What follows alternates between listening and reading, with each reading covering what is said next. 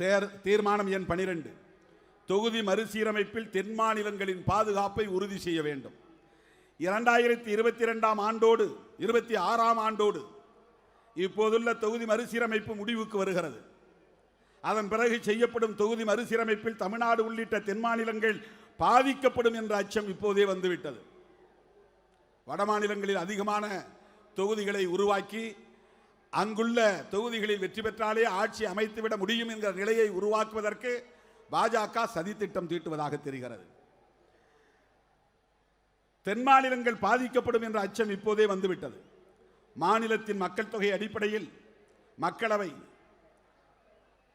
தொகுதிகள் பிரிக்கப்படுவதால் மக்கள் தொகையை கட்டுப்படுத்திய தமிழ்நாடு உள்ளிட்ட தென் மாநிலங்களின் மக்களவை தொகுதிகள் குறையும் என தெரிகிறது. இந்த முன்வரிசையில் உட்கார்ந்திருக்கிற விசிக தோழர்கள் பின்னால் போங்க.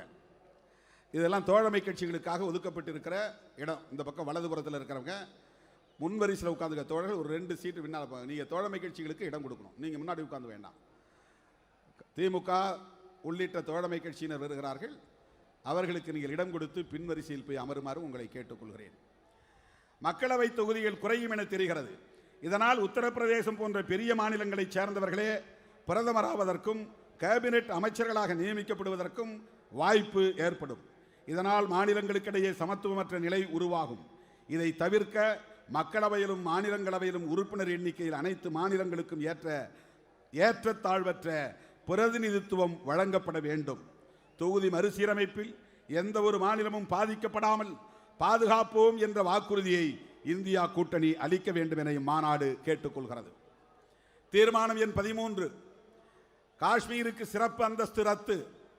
தமிழ்நாடு அரசு சீராய்வு மனுவை தாக்கல் செய்ய வேண்டும். காஷ்மீர் மாநிலத்திற்கு சிறப்பு அந்தஸ்து வழங்கும் அரசமைப்பு சட்ட உறுப்பு எண் 370 ரத்து செய்தது செல்லும் என்று உச்சநீதிமன்றம் தீர்ப்பு வழங்கியுள்ளது. அத்துடன் மாநில உரிமைகளை பறிக்கும் விதமாகவும் கூட்டாட்சி முறைக்கு ஊறு விளைவிக்கும் விதமாகவும் அந்த தீர்ப்பு அமைந்துள்ளது. மக்களால் தேர்ந்தெடுக்கப்பட்ட மாநில அரசை ஒன்றிய அரசு எப்போது வேண்டுமானாலும் கலைக்கலாம். அவ்வாறு கலைத்த பின்பு ஆளுநர் ஆட்சியின் கீழ் இருக்கும் அந்த மாநிலத்தை யூனியன் பிரதேசங்களாக பிரிக்கலாம் என அந்த தீர்ப்பில் கூறப்பட்டுள்ளது. இது அரசமைப்பு சட்டத்தின் நோக்கத்திற்கு முரணானதாகும்.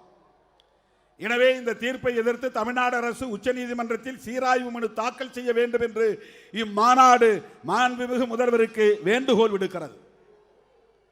பாஜக அல்லாத மாநில அரசுகளும் அவ்வாறு சீராய்வு மனுக்களை தாக்கல் செய்ய வேண்டும் என்று விடுதலை சிறுத்தைகளின் இந்த வரலாற்று சிறப்பு வாய்ந்த மாநாடு வலியுறுத்தி கேட்டுக்கொள்கிறது.